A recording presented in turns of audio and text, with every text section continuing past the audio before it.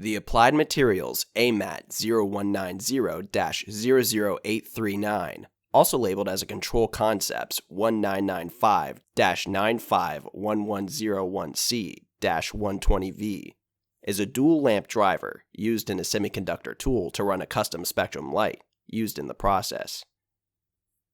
As shown in the video, we attach the driver to standard bulbs for a full test after a complete rebuild.